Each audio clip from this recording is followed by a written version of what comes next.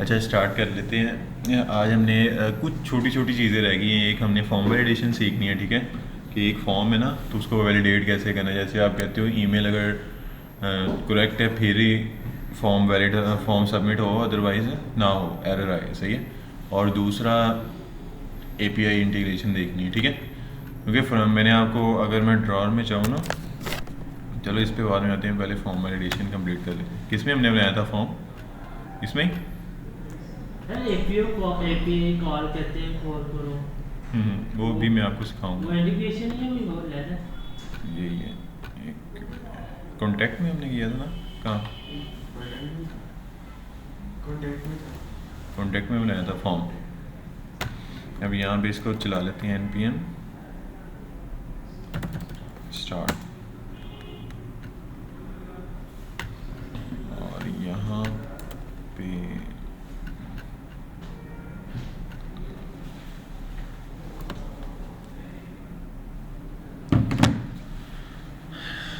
5173 port पे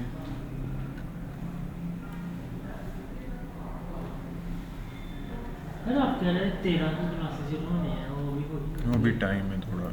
आप कितने को होगी?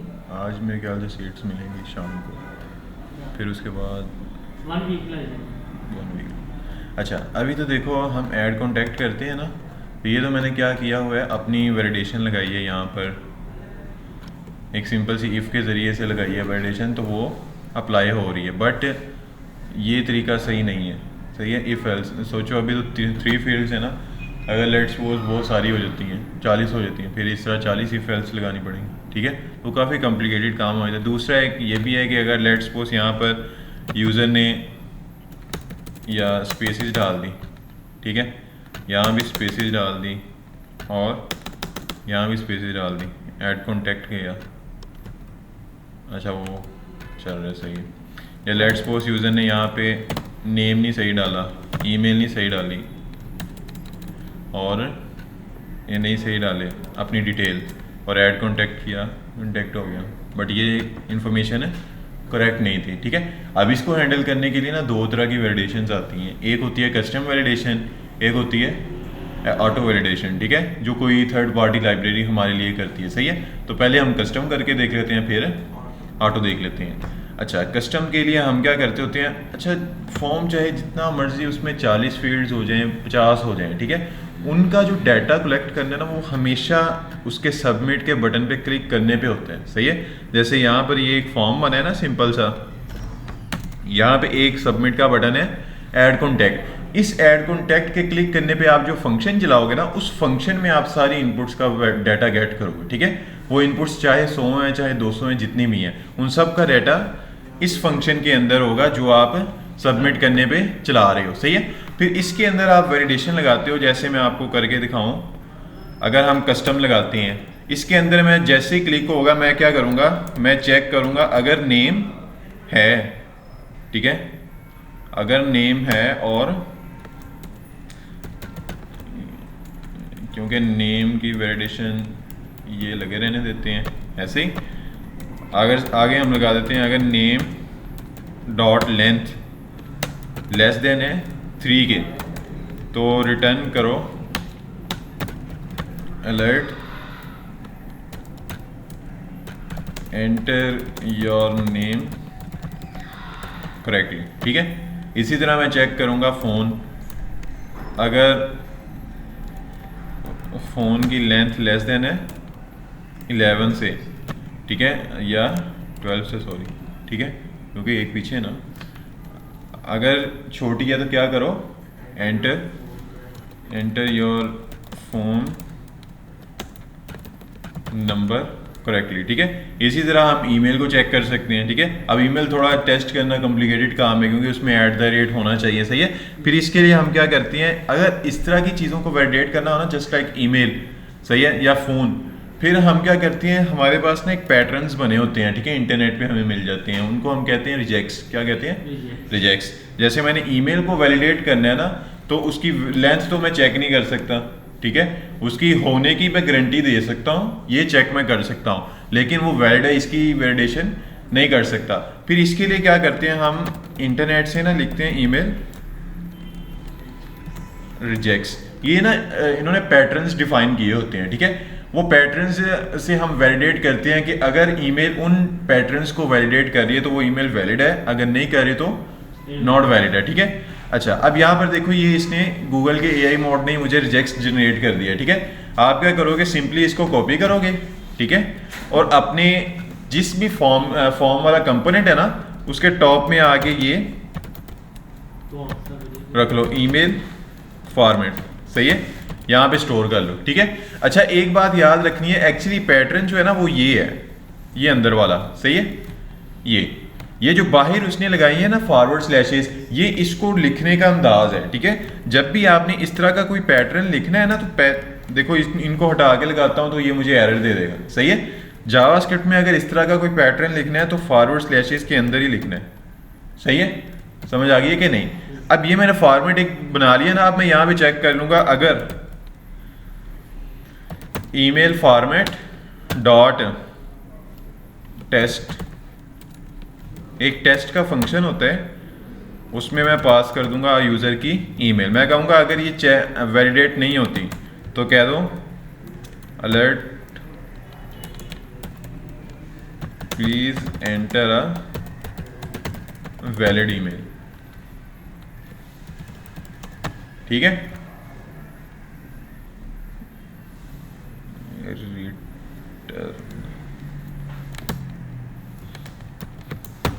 सही है, एक फॉर्मेट हमने बनाया है और हमने सिंपली कंडीशन लगा दी कि अगर ईमेल फॉर्मेट से टेस्ट करने पे ईमेल वैलिड नहीं होती तो एरर दे दो एंटर अ वैलिड ईमेल, ठीक है।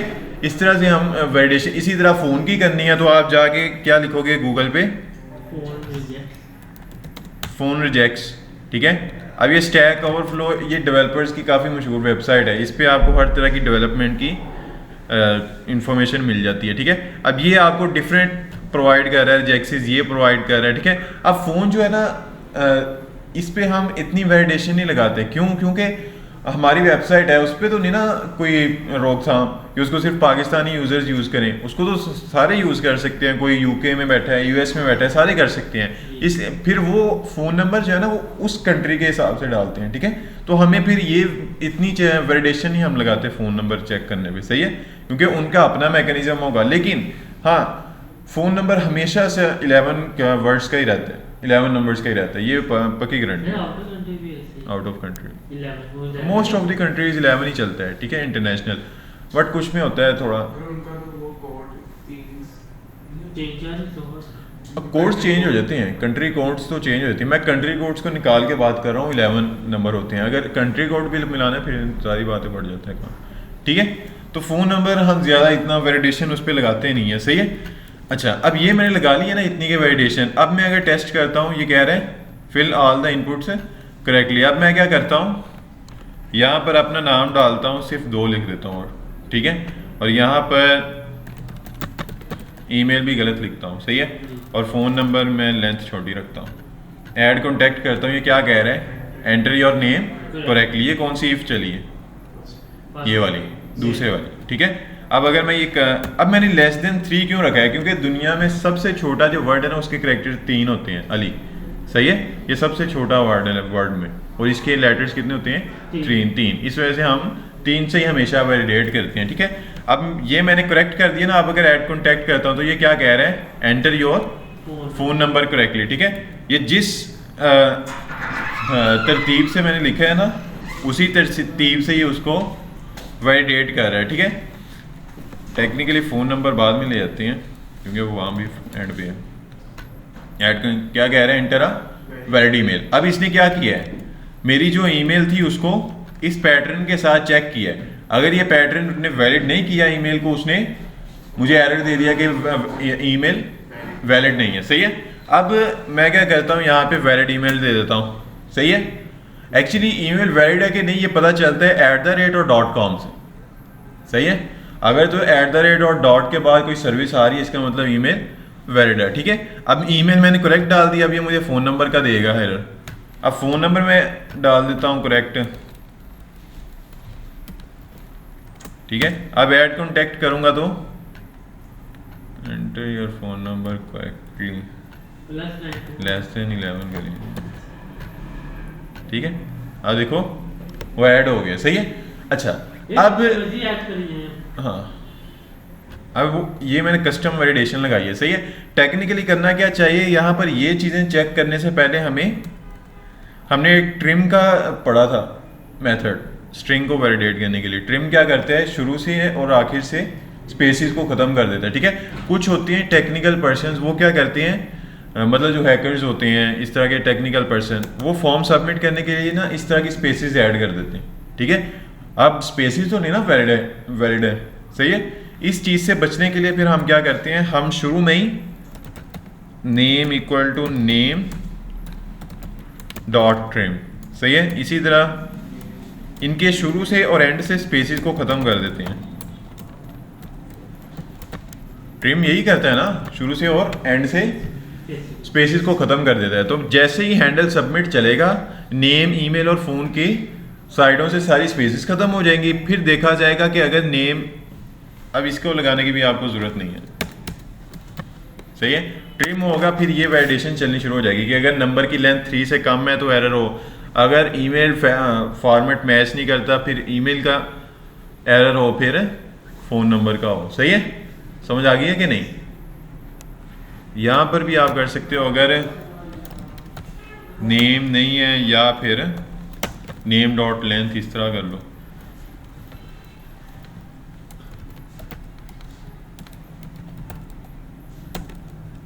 ठीक है।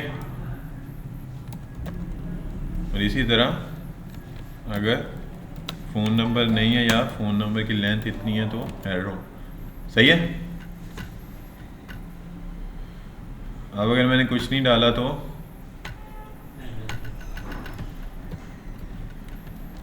एरर देख लेते हैं। असाइनमेंट टू कांस्टेंट वेरिएबल, अच्छा सॉरी, ये हमने कॉन्स्ट से डिफाइन किया ना, कॉन्स्ट से लिखा हुआ वेरिएबल है, अपडेट नहीं होता, ठीक है। तो इनको हम कर देते हैं, लेट से कर लें, एंटर योर नेम करेक्टली, ठीक है। अब नेम मैं करेक्ट दे देता हूँ, अब ये मुझे ईमेल का एरर देगा, ठीक है। अब ईमेल करेक्ट दूंगा और फ़ोन नंबर दूंगा, ऐड कॉन्टैक्ट करूंगा, ठीक है। अब ये मैंने लगाई है कस्टम वैलिडेशन, क्या लगाई है, कस्टम वैलिडेशन। अब हमने क्या करना है, ऑटो वैलिडेशन देखनी है जो थर्ड पार्टी हमारे लिए करेगी, सही है। अब ये मैंने इसलिए किया ताकि आपका थोड़ा सा माइंड खुले, ठीक है, कि कस्टम भी काम कर सकते हैं हम, सही है। लेकिन अगर बहुत कॉम्प्लिकेट, अगर तो छोटे छोटे फॉर्म है फिर तो हम इस तरह से हैंडल कर लेंगे, बट अगर काफ़ी लेंथी फॉर्म है, सही है, फिर हम क्या करेंगे, कोई थर्ड पार्टी लाइब्रेरी यूज़ करेंगे, ठीक है। डेफिनेटली फॉर्म बड़ा होगा तो उसमें इनपुट्स ज़्यादा होंगी, वैलिडेट करना भी कॉम्प्लिकेटेड होगा। फिर हम क्या करते हैं, एक थर्ड पार्टी लाइब्रेरी यूज़ करते हैं, उसको हम कहते हैं यप, क्या कहते हैं, यप। ये एक npm की लाइब्रेरी है, यहाँ पे आपने चले जाना है। अब देखो ये लाइब्रेरी 4 लोगों को मतलब 4 लाइब्रेरीज को यूज़ करके ये बनी है, सही है। लेकिन इस पर डिपेंडेंट कितने हैं, 6662, ठीक है। मतलब 4 पे ये डिपेंडेंट है और 6662 इस पे डिपेंडेंट है, ठीक है। और इसके एक्टिव यूज़र भी काफ़ी हैं, वीकली डाउनलोड्स, और वेरिएंट ये चल रहा है, लाइसेंस, और साइज़ भी काफ़ी मतलब लाइट वेट है, सही है। तो इतना फ़र्क नहीं पड़ेगा, और टोटल फाइल 6 हैं, तो मतलब सही है, लाइट वेट भी है और डाउनलोड्स भी अच्छी हैं। तो हम क्या करते हैं, ये कमांड है, इसको पहले इंस्टॉल कर लेते हैं, ठीक है। और साथ एंड डिज़ाइन को भी कर ले इंस्टॉल, नहीं है।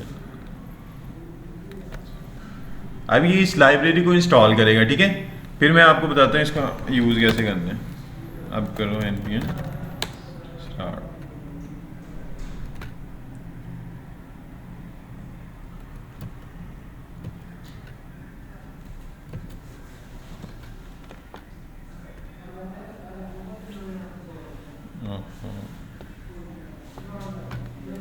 अच्छा अब यहाँ पर देखो, अब इसको यूज़ कैसे करना है, ठीक है। पहला काम था इसको इंस्टॉल करना। अब आपने क्या करना है, ये कहते हैं इसके जाओ यहाँ रीडमी में, गेटिंग स्टार्टेड, ठीक है। ये कहता है कि अगर कोई फॉर्म है ना आपके पास, फॉर्म उसको वैलिडेट करने के लिए ना आपने एक स्कीमा बना लेना है। स्कीमा क्या है? एक्चुअली एक प्लान है, ठीक है, कि हम प्लान करते हैं नेम जो होगा वो उसकी टाइप स्ट्रिंग होगी, उसकी लेंथ इतनी होगी, मिनिमम लेंथ इतनी होगी, मैक्सिमम लेंथ होगी, ये सारी एक प्लानिंग करते हैं, उसको हम टेक्निकल वर्ड में स्कीमा कहते हैं। क्या कहते हैं? स्कीमा। अब ये यप की लाइब्रेरी कहती है कि अगर आपने मेरे थ्रू वैलिडेशन करनी है ना, तो मेरी बेसिक जो कमांड कहते हैं रिक्वायरमेंट है वो है आपने स्कीमा बनाना है पहले, ठीक है, अपने सारे डाटा का। अब वो कैसे बनाना है आपने? अच्छा, मैं आपको एंड डिज़ाइन का भी वो लगा के दिखाऊं। अब ये अलर्ट हमने किया ना, अब एंड डिज़ाइन का एक कंपोनेंट है मैसेज के नाम से। अब ये इसको इंपोर्ट कर ले तो अच्छी बात है। ये देखो, import message from and design. इसका यूआई थोड़ा चेंज है। मैसेज डॉट आप बताते हो सक्सेस का देना है, एरर देना है, इन्फो देना है, क्या देना है। मैं करता हूँ मैसेज डॉट एरर। सही है। तो अब अगर यहाँ पे आऊँगा ना, contact, add contact, message dot error. सही है। तो ये देखो, एंटर योर नेम करेक्टली, ठीक है। अगर ये नहीं यूज़ करना, इसी तरह सक्सेस होता है इसका। मैं पहले सारे लगा के दिखा देता हूँ। ऐड कॉन्टैक्ट, उसमें टिक आ जाता है, फिर इन्फो। सही है। मतलब जो बूटस्ट्रैप की कलर्स है ना, वो सारे कलर से यहाँ पे बना हुआ है। वार्निंग देनी है तो ये सही है। सक्सेस, एरर, इन्फो और वार्निंग। अच्छा, अब यहाँ पर एक और है इसका मैसेज की जगह, उसको कहते हैं नोटिफिकेशन। क्या कहते हैं? नोटिफिकेशन। ये यूज़ करना चाहो तो ये भी ठीक है। इसमें क्या होता है, सेम ही आपने बताना होता है नोटिफिकेशन एरर में देना है, वार्निंग में देना है, किस सिंटैक्स में देना है, ठीक है। फिर आप, अभी मैं इतना ही लिखता हूँ, ऐड कॉन्टैक्ट, ये साइड से आता है, ठीक है। अब इसमें आपने दो चीज़ें पास करनी होती हैं, ठीक है। इसको कॉल करके एक ऑब्जेक्ट पास करना है, उस ऑब्जेक्ट में दो चीज़ें होनी चाहिए। एक आपने बताना है इसका मैसेज, कि मैसेज क्या देना है, सक्सेस है, एरर है, क्या है। मैं कहूँगा एरर है, ठीक है। दूसरा आपने डिस्क्रिप्शन बतानी है कि क्या एरर है, वो भी बताना है। अच्छा, खत्म कर दिया था हमने।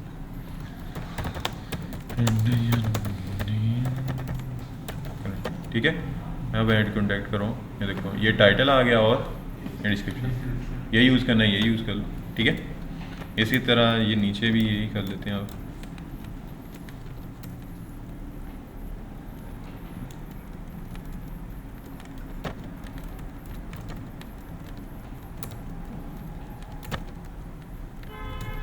Enter your phone correctly, ठीक है। अब ऐड कॉन्टैक्ट करूँगा तो ये एरर देगा। अब नेम सही डालता हूँ, एंटर अ वैलिड ईमेल। ये प्रॉम्प्ट आ रहा है। हाँ, ये फ़ायदा है इसका, ठीक है। अब वो वैलिड हो गया तो उसने दे दिया। अच्छा, अब क्या करना है, इसके थ्रू वैलिडेट करना है, ठीक है। अब ये तो कस्टम कर रहे थे ना, अब इसके थ्रू कैसे करना है, मैंने आपको बताया इसकी प्रीरिक्विजिटरी क्या है, कि पहले आपने स्कीमा बनाना है। उसको बनाने के लिए आपने ना पहले इंपोर्ट कर लेना है यप को, ठीक है। टेक्निकली ये क्या कहते हैं, ये कहता है कि ये कर्ली ब्रेसेस, मतलब एक ही लाइब्रेरी से एक से ज़्यादा चीज़ें निकालनी होना तो हम क्या करते हैं, कर्ली ब्रेसेस यूज़ करते हैं। ये कहते हैं अगर आपने ऑब्जेक्ट बनाना है इस तरह, मतलब सेपरेट टाइप को भी आप इंपोर्ट कर सकते हो, ठीक है। या फिर आप क्या करो, import static as yup from yup. ये सिंटैक्स से लिखोगे ना, स्टैटिक के साथ इंपोर्ट करो। स्टैटिक क्या करता है, पूरी की पूरी लाइब्रेरी इंपोर्ट कर लेते हैं, ठीक है। स्टैटिक के साथ मैंने पूरी लाइब्रेरी को यूज़ किया। एज से क्या होता है कि आप ना नेम, कस्टम नेम दे सकते हो इसको। देखो, मैं स्टैटिक के साथ तो नहीं ना इसको यूज़ करूँगा, फिर मैंने इसको इस स्टैटिक को नाम दे दिया यप का, सही है। और फिर बता दिया कहाँ से इंपोर्ट करना है, मैंने कहा यप से। अब आपने एक स्कीमा बना लेना है, ठीक है। मैं यहाँ पे बना लेता हूँ कॉन्स्ट, और इसको कह दो कॉन्टैक्ट एप्लीकेशन है ना, तो कॉन्टैक्ट स्कीमा इक्वल टू आपने लिखना है यप डॉट ऑब्जेक्ट, सही है।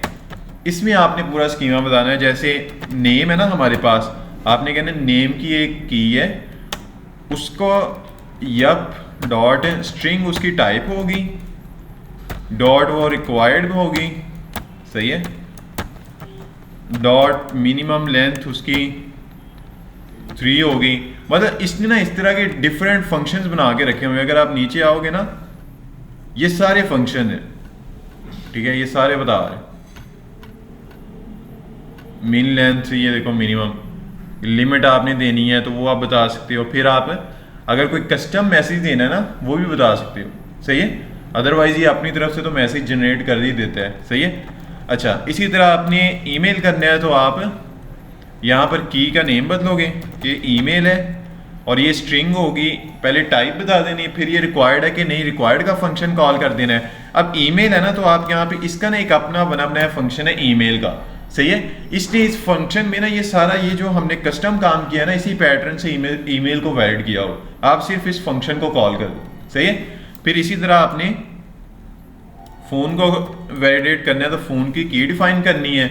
फिर उसी तरह यप में से जो जो टाइप आपने इससे वैलिडेट करवानी है उनके फंक्शंस कॉल करते हैं, सही है। आसान है ना, सिंपल एक स्कीमा बनाना है कैसे, यप को इंपोर्ट करके यप डॉट ऑब्जेक्ट, एक ऑब्जेक्ट की ये स्कीमा जो है हमेशा एक ऑब्जेक्ट की शेप में ही बनता है, ठीक है। समझ आ रही है कि नहीं, क्योंकि हमारे पास डिफरेंट टाइप्स होती हैं ना, मतलब इनपुट एक से ज़्यादा होती हैं, ठीक है। अब हर इनपुट क्या करती है, हमें एक की पेयर वैल्यू देती है कि जैसे फर्स्ट नेम इक्वल टू ये है, लास्ट नेम इक्वल टू ये है। फिर इसलिए हम हमेशा उसको ऑब्जेक्ट की शेप में उसका स्कीमा बनाते हैं, ठीक है। फिर उस ऑब्जेक्ट में जितने भी आपकी इनपुट्स हैं ना, वो सारी इनपुट की क्या होती हैं, की पेयर वैलिडेशंस होती हैं, ठीक है। जैसे नेम है ना, आप बताओगे कि नेम इनपुट का नेम है, सही है, और उस पर ये वाली वैलिडेशन अप्लाई कर दो, ठीक है।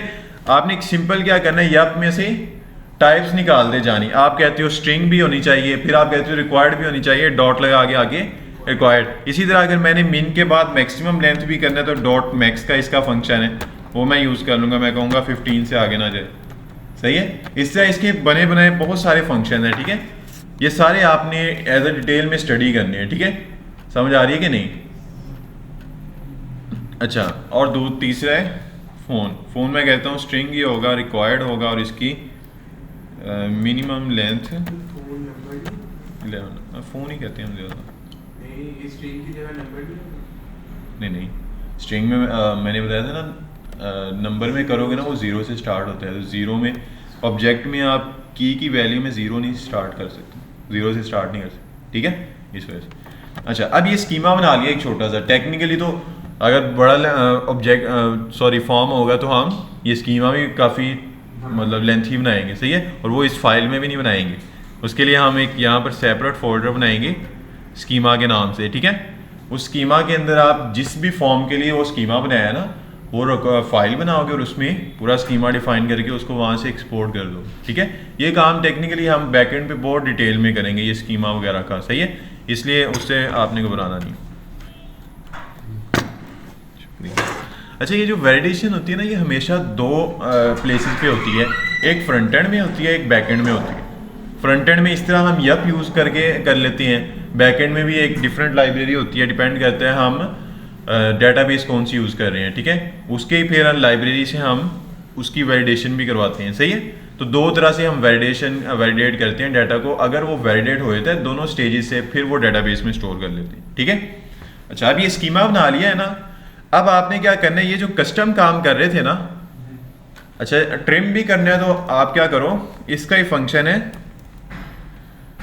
ट्रिम, वो कॉल कर लो साथ,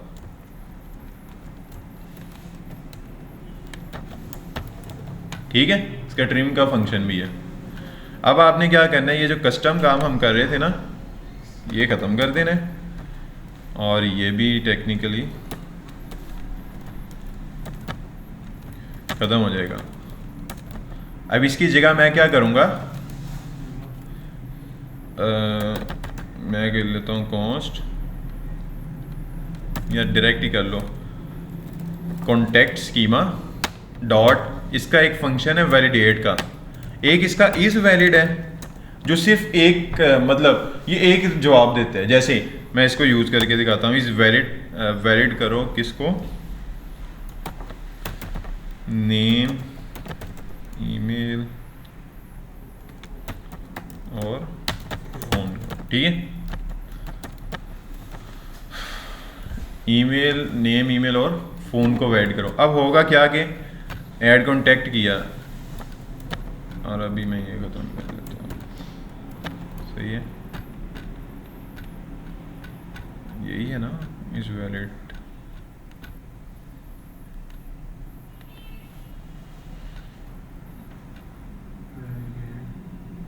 वैलिडेट आप लगाओ यहाँ पे वैलिडेट, ठीक है। अब मैं यहाँ पे करता हूँ ऐड कॉन्टैक्ट, तो ये मुझे एरर दे दिया इसने, फ़ोन इज़ रिकॉर्ड, ठीक है। बट एक प्रॉमिस रिटर्न कर रहा है। टेक्निकली ये वैलिडेट करने में भी थोड़ा टाइम लगेगा ना, अभी तो 3 इनपुट्स थी, उसने जल्दी से कर दिया वैलिडेट, बट अगर लेंथी होगा तो उसको टाइम लगेगा। फिर आप डेफिनेटली इसके साथ क्या लगाओगे, अवेट, ठीक है। अब लिखोगे कॉन्टैक्ट स्कीमा, अब इसको एसिंग बनाना पड़ेगा, सही है। कॉन्टैक्ट स्कीमा डॉट वैलिडेट, और उसमें आपने पास कर देना आपने किस चीज़ को वैलिडेट करवाना है, ठीक है। अगर तो वो वैलिडेट हो जाएगा तो वो उसको आगे जाने देगा, अगर नहीं होगा तो वो यहाँ पर ही रोक लेगा। मैं इसको चला देता हूँ, रिफ्रेश करो, क्या कह रहे हैं, phone is a required field, phone दे दो,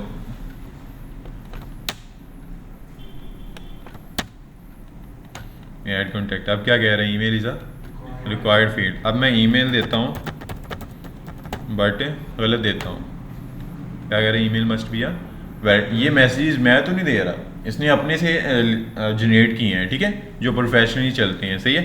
अब अगर मैं करेक्ट दे दूंगा तो ये मुझे आगे जाने देगा, और आगे फिर ये कहेगा name is a required field. अब नेम भी दे दूंगा, अगर कम दूंगा लेंथ तो ये कहेगा email must be at least 3 characters, ठीक है। अब मैं मैक्सिमम लेंथ आगे चला जाता हूँ, सही है, मैक्सिमम से, तो ये कहेगा must be at most 15 character से आप आगे नहीं जा सकते, सही है। मतलब जो जो मैंने वहाँ पे वैलिडेशन लगाई थी ना कि मिनिमम इतना होना चाहिए, मैक्सिमम इतना होना चाहिए, वो सबको वैलिडेट कर रहा है, ठीक है।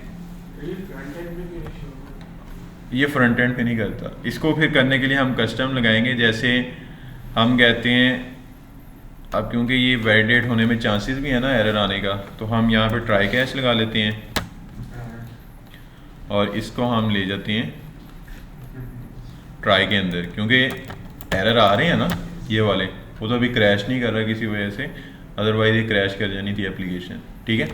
और यहाँ पे हम कहेंगे अगर कोई एरर है ना, अच्छा एरर अभी देखो, ये एरर मैसेज ये इतना सा है, ये साथ ही कुछ मतलब गलत सा डाटा साथ दे रहा है, रफ डाटा। इसको ख़त्म करने के लिए आप करो एरर डॉट मैसेज, मतलब जो एरर का मैसेज है ना सिर्फ वो है, ये साथ ये चीज़ें ना है। अब अगर मैं रिफ़्रेश करता हूँ और ऐड कॉन्टैक्ट करता हूँ, देखो ये कह रहा है phone is a required field. अब वो डायरेक्टली सिर्फ पॉइंट का मैसेज दे रहे हैं। अब मैं क्या करूँगा, इसको फ्रंट एंड पे शो करने के लिए एक स्टेट बना लो यहाँ पे, कॉन्स्ट एरर मैसेज और set error message equal to use state.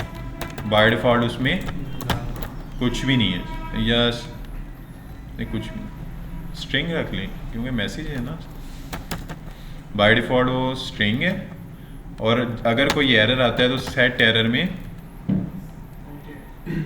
Error message में एरर डॉट मैसेज डाल दो और उस एरर को यहाँ पे शो कर लो। कहाँ पे करें, यहाँ पे स्पैन, फिर यहाँ पे कर लो एरर मैसेज और इसकी स्टाइलिंग कर लो स्टाइल कलर रेड, सही है। ऐड कॉन्टैक्ट करूँगा तो phone is a required field. अब इसको मार्जिन बॉटम से देना है तो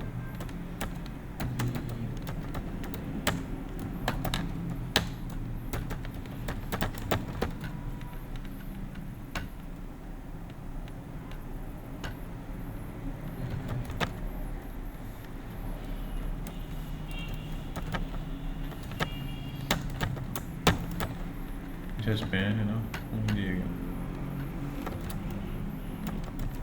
या इसको पीक में कर लो, सही समझ आ गई। इस तरह से आप एरर शो कर सकते हो। अब मैसेजेस में लाना उसको कस्टम लॉजिक हमें खुद लगानी पड़ेगी, ठीक है। अगर आप वो चाहते हो उसी तरह नोटिफिकेशंस में आए, वो फिर हमें कस्टम कुछ वैलिडेशन लगानी पड़ेगी कि यूज़र का नेम वाला मैसेज आए, ठीक है, ईमेल के लिए ईमेल वाला मैसेज आए। ये अपनी कुछ हमें कस्टम लॉजिक्स लगानी पड़ेगी, कंडीशन थी। लेकिन अभी टाइम नहीं है, अभी एक और टॉपिक पढ़ना है हमें। अब ये वैलिडेशन तो कर लेंगे ना, आपको अगर करनी पड़ी तो कभी करनी पड़ेगी ना, डेफिनेटली। ऐड कॉन्टैक्ट अब कह रहे ईमेल दे देता हूँ, तो अब कहेगा नेम दे देता हूँ, तो सब वैलिड है। अच्छा वो बड़ा हो गया। अच्छा जब ये सक्सेस हो जाएगा तो हमें क्या करना है, अभी ऐड कॉन्टैक्ट करो, हो गया। लेकिन ये मैसेज अभी भी है, इससे क्या करना है, सक्सेस होने पे हमने सेट एरर मैसेज में ब्लैंक भी करना है उसे, सही है। अब काम ओके। अब दोबारा मैं डिफाइन करता हूँ,